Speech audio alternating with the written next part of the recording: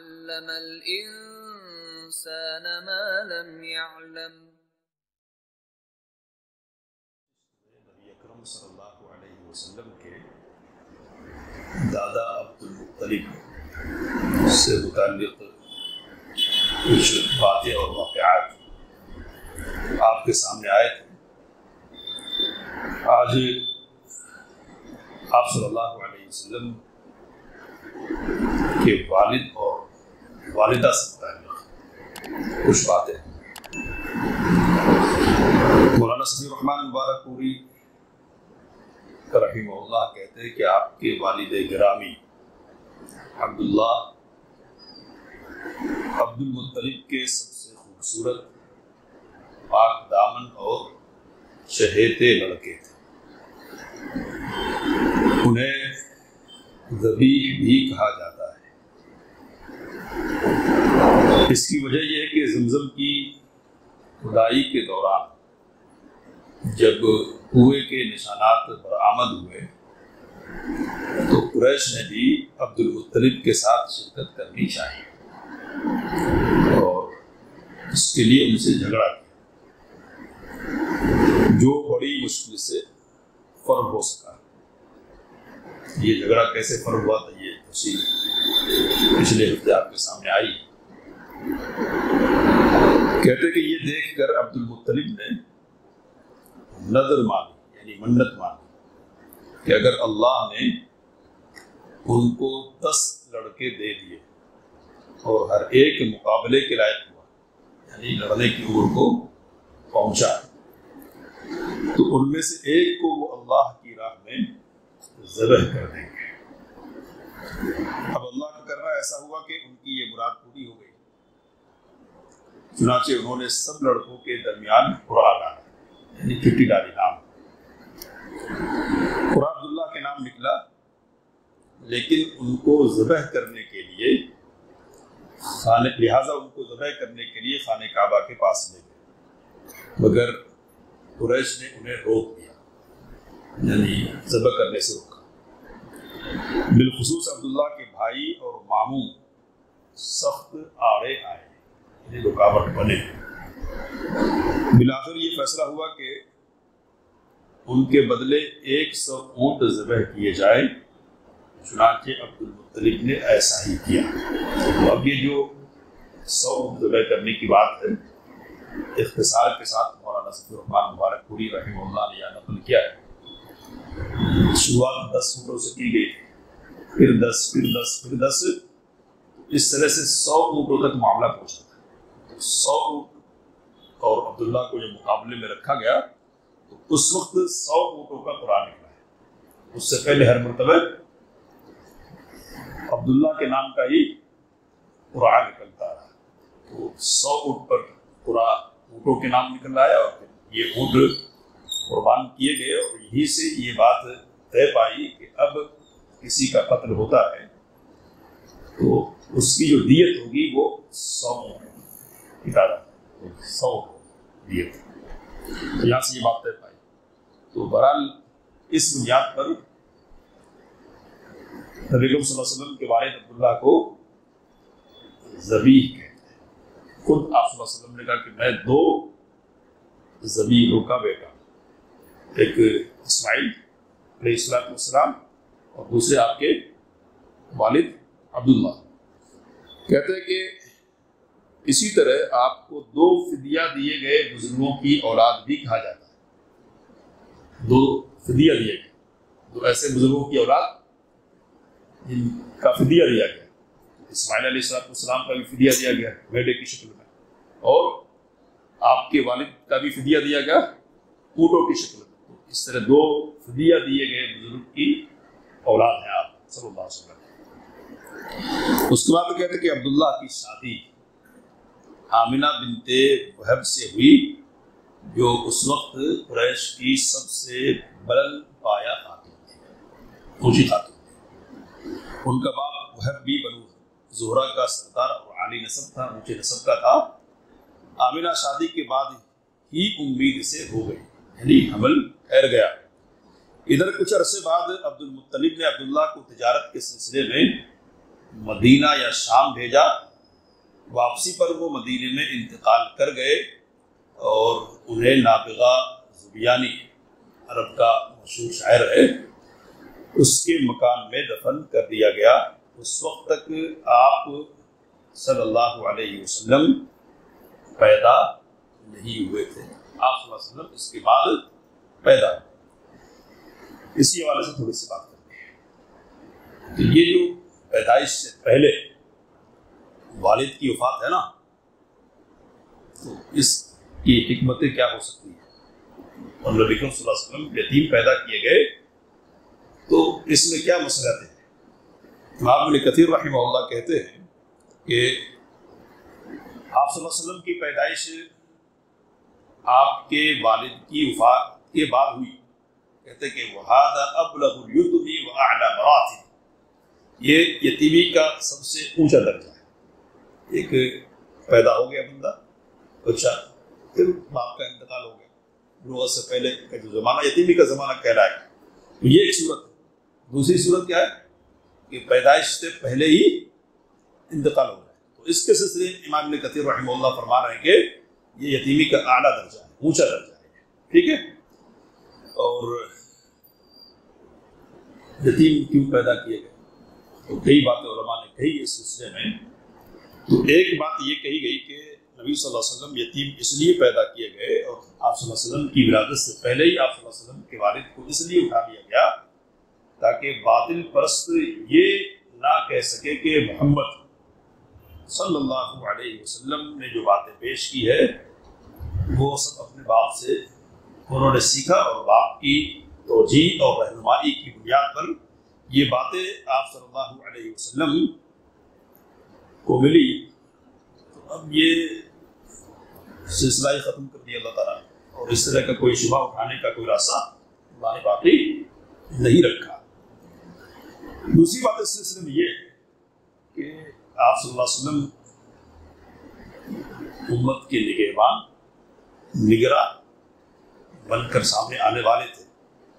امت میں ہر طرح کے افراد ہوں گے نا، وہ لوگ بھی ہوں گے جو یتیمی کی مصیبت جھیل رہے ہوں گے۔ یہ مصیبت ہوتی کیا ہے اور اس دور سے گزرنے کے احساسات کیا ہوتے ہیں؟ نبی کریم صلی اللہ علیہ وسلم کو بچپن میں یہ احساسات دلا دیے گئے، اور آپ صلی اللہ علیہ وسلم کو بتا دیا گیا کہ یتیمی کا ایک زمانہ ہوتا ہے، ایک حالت ہوتی ہے، اس حالت کے اپنے مسائل ہوتے ہیں، ان مسائل سے دوچار ہونے والے کے تقاضے کیا ہوتے ہیں۔ نبی کریم صلی اللہ علیہ وسلم کا دل ویسے بھی دل تھا، اس نے اور احساس پیدا کیا، اور پھر یتیموں کے ساتھ آپ صلی اللہ علیہ وسلم کا معاملہ کیا رہا وہ ہم جانتے ہیں، زیادہ تفصیل میں جانے کا موقع نہیں ہے۔ رقت قلبی کا سبب قرار دیا نبی کریم صلی اللہ علیہ وسلم نے۔ ایک آدمی نے کہا کہ میرا دل سخت ہے، آپ صلی اللہ علیہ وسلم نے کہا کہ یتیموں کے ہاتھ پر سر پر ہاتھ پھیر، اس سے رقت پیدا ہو، دل میں نرمی پیدا ہو۔ اور آپ صلی اللہ علیہ وسلم نے کہا کہ انا و کافر الیتیم کہاتین، میں اور یتیم کی کفالت کرنے والا اس سے رہوں۔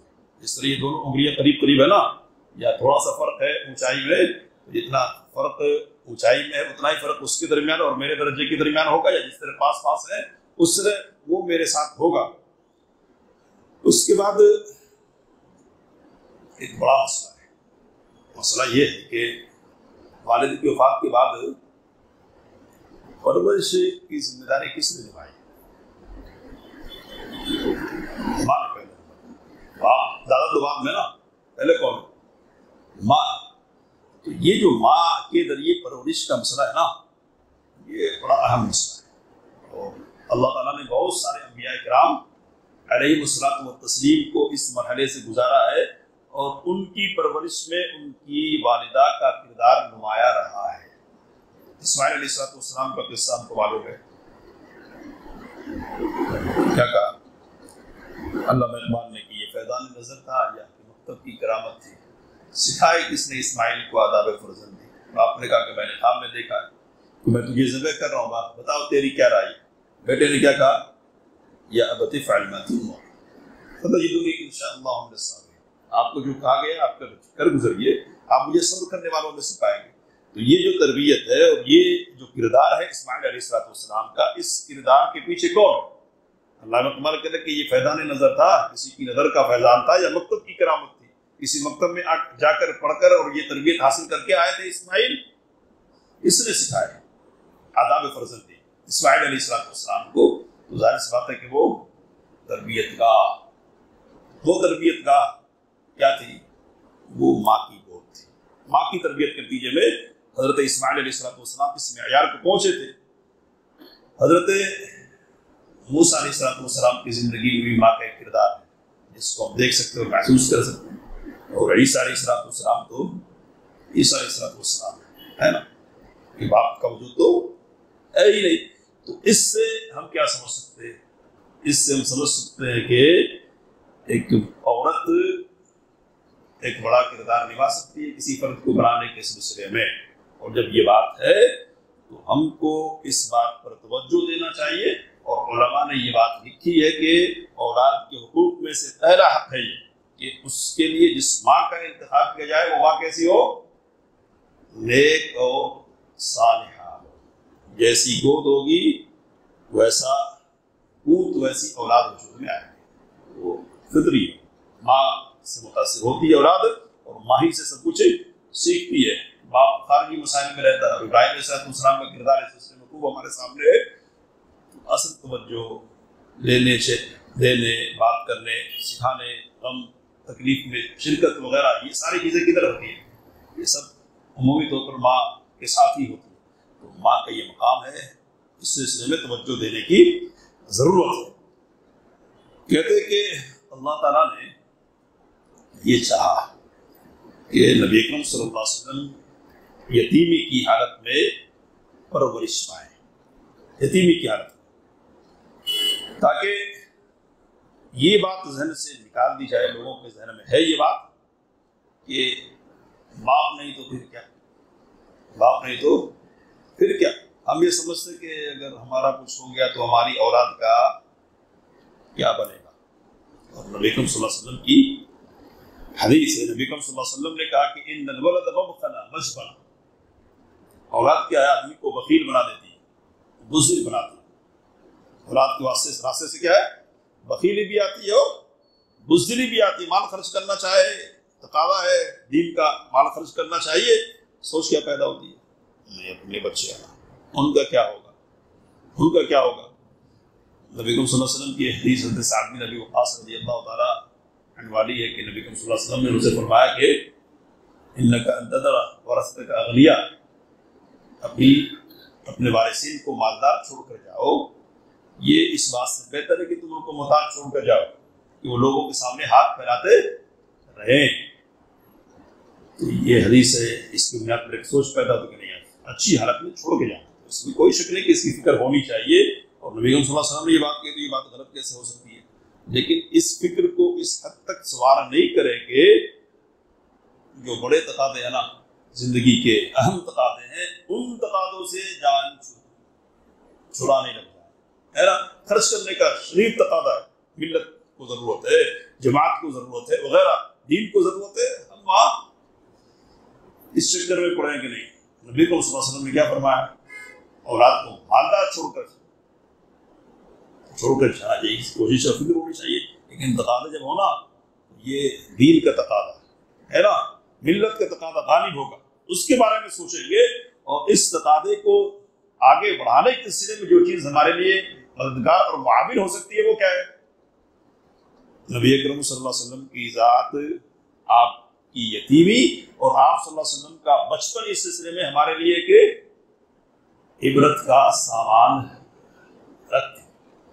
رکھ بھی کس نے پالا؟ الم یجد کا یتیمن فآویٰ، کیا ہم نے آپ کو، میں نے آپ کو، آپ کے رب نے آپ کو یتیم نہیں پایا؟ تو اس رب نے آپ کو ٹھکانہ دیا، اس رب نے آپ کو ٹھکانہ دیا۔ تو یہ بات ذہن میں رہنی چاہیے۔ قرآن کریم میں قصہ رکھتا ہے ہمارے سامنے، بات ختم کر رہا ہوں، اس کو ذہن میں لے کے جائیں۔ قرآن کریم قصہ رکھتا ہے ہمارے سامنے، مشہور قصہ ہے موسیٰ اور خضر علیہ السلام کا۔ دیوار ایک گرتی جا رہی ہے، اس بستی میں کہ جس بستی کے لوگوں نے دونوں کی مہمان نوازی کرنے سے انکار کر دیا. دیوار گر رہی ہے نا، حضرت خضر نے اس کو کاندھا دیا، ہاتھ سے سہارا دیا اور اس کو ٹھیک کر دیا. تو اللہ کی مشیت اور اس کی تقدیر کی بنیاد پر معجزاتی طور پر یہ چیز ہو گئی، دیوار بالکل ٹھیک ٹھاک ہو گئی. موسیٰ علیہ السلام بستی والوں کے کردار سے جلے برے تھے، کھانا بھی نہیں کھلایا، پوچھا بھی نہیں. تو کہا کہ یہ کام آپ نے کر دیا نا. اب ایسے لوگوں سے کہ جو نہیں جانتے کہ کیا چیز ہے مہمان نوازی اور لوگوں کے ساتھ کیا کردار ہونا چاہیے، ایسے لوگوں کے لیے مفت میں کام کرنے کی ضرورت ہوتی، معاوضہ کرے، معاوضہ. حضرت خضر نے کہا کہ اب تو ہماری اور آپ کی جدائی کا ٹائم ہو گیا، بس 3 مرتبہ، آخری مرتبہ کی بات نہیں ہے، لیکن جانے سے پہلے اور جدا ہونے سے پہلے ہم آپ کو بتائے دیتے کہ یہ جو واقعات پیش آئے نا، کس لیے واقع پیش آئے، ان کے اندر حکمتیں کیا ہے. یہ جو دیوار کھڑی کر دی ہے میں نے، اس کو سیدھی کر دی ہے، یہ کیا ہے؟ کہا کہ وَأَمَّا الْجِدَارُ فَكَانَ لِغُلَامَيْنِ يَتِيمَيْنِ فِي الْمَدِينَةِ. جہاں تک دیوار کی بات ہے تو یہ دیوار شہر کے 2 یتیم لڑکوں کی تھی، شہر کے 2 یتیم لڑکوں کی دیوار تھی.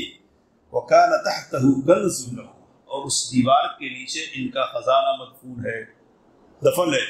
وَكَانَ أَبُوهُمَا صَالِحًا. یہ ہے سب. اور ان دونوں کا باپ کون تھا؟ نیک تھا. کیا تھا؟ نیک تھا. وَأَرَادَ رَبُّكَ فَا عاقب کے لیے اس کی بنیاد پر باپ نیک تھا تو آپ کے رب نے کیا ارادہ کیا؟ اَيَّبْلُغَ أَشُدَّهُمَا، کہ یہ دونوں اپنی مضبوطی کی عمر کو یعنی بلوغت اور جوانی کی عمر کو پہنچے. وَيَسْتَخْرِجَ كَنزَهُمَا، اور اپنے خزانے کو یہ خود نکالے، کوئی اور ہاتھ صاف نہ کرے. تو اس مصلحت اور اس حکمت کی بنیاد پر میں نے یہ کام کیا ہے. باپ چلا گیا لیکن انتظام کدھر سے ہو رہا ہے؟ کون کر رہا ہے؟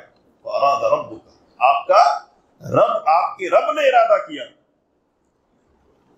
امام سعید بن المسیب رحمہ اللہ سید التابعین، تابعین کے سردار ہیں، حضرت ابو ہریرہ رضی اللہ تعالیٰ عنہ کے داماد ہیں.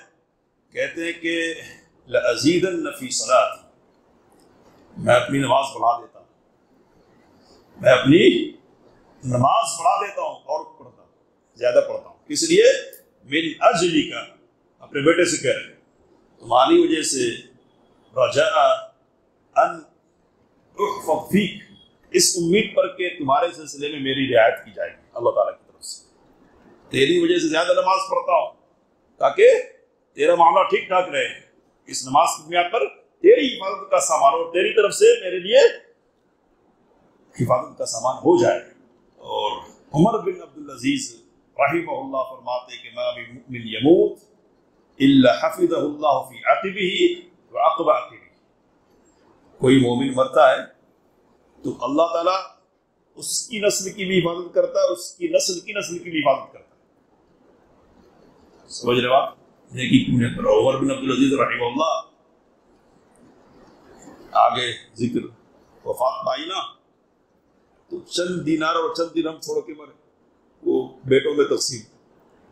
اور اس کے بعد ہشام بن عبد الملک کے بادشاہ ہزاروں کی تعداد میں دینار اور درہم چھوڑ کر مرا. لیکن کہنے والے کہتے ہیں کہ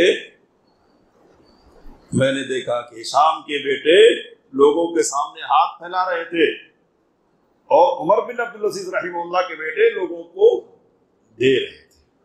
کس بنیاد پہ؟ یہ نیکی کی بنیاد پر ہے. یہ فکر شرکت کریں گے، اللہ کے راستے میں نکلیں گے. ادھر کیا ہوگا؟ اگر تقاضا ہے نا تو تقاضا پورا کرو. ادھر کیا ہوگا؟ تو جیسے رہتے ہوئے انتظام ہوتا ہے نا ویسے ہی نہیں رہتے ہوئے انتظام ہوتا ہے، بلکہ بڑھ کر ہو سکتا ہے، غیبی طریقے پر ہوگا. مال خرچ کریں گے، پیچھے والوں کا کیا ہو جائے گا؟ اگر تقاضا ہے دین کا خرچ کرو، باقی جو جس نے اب دیا ہے نا وہ پھر دے گا، بلکہ بڑھ کے دے گا، اور ایسے طریقے سے دے گا کہ سمجھ میں نہیں آئے گا. یہ پیغام بھی ہم کو لینا ہے نبی صلی اللہ علیہ وسلم کی سیرت سے. اور آپ صلی اللہ علیہ وسلم کی یتیمی سے کہ کیا یتیمی سے کیا فرق پڑتا ہے. اور کہنے والے نے کہا کہ بڑا بننے کے لیے چھوٹے چھوٹے مسائل آتے ہیں پہلے، اور بہت سارے بڑے لوگوں کی ابتدائی زندگی کا مطالعہ کریں گے نا تو وہ پریشانیاں مشکلات وغیرہ کی زندگی تھی، لیکن پریشانیوں نے ان کو چھوٹا نہیں بنایا، ان کو بڑا بننے سے نہیں روکا۔ اس لیے اگر مشکلات ہے، پریشانیاں ہیں، تو امیدیں، آرزویں، طموحات چھوٹا نہیں کرنا۔ سوچنا تو کیا سوچنا، بڑا بننے کی سوچنا۔ ہمارے پاس کیا ہے؟ آپ کے پاس کچھ نہیں ہے، آپ کا جسم ہے نا، آپ کے ہاتھ ہیں، آپ کے پیر ہیں، آپ کی آنکھیں، آپ کے کان ہیں، اور کیا ہے؟ اللہ نے سوچنے اور سمجھنے کے لیے دماغ دیا ہے، تو ان کو استعمال کریں گے، اور پھر ہمت مردہ مدد خدا، ہم محنت کریں گے اور اللہ تعالیٰ کی طرف سے مدد آئے گی۔ یہ بھی سیرت کا ایک اسوہ ہے نبی کریم صلی اللہ علیہ وسلم کا ہے، کچھ نہیں ہے لیکن اللہ نے انتظام کیا ہے۔ تو اس فکر کی بنیاد پر انشاءاللہ زندگی جینے کی کوشش ہماری طرف سے ہوگی۔ اللہ سے دعا کہ ہمیں ان باتوں سے فائدہ اٹھانے کی توفیق عطا فرمائے۔ آمین وآخر دعوانا علم الإنسان ما لم يعلم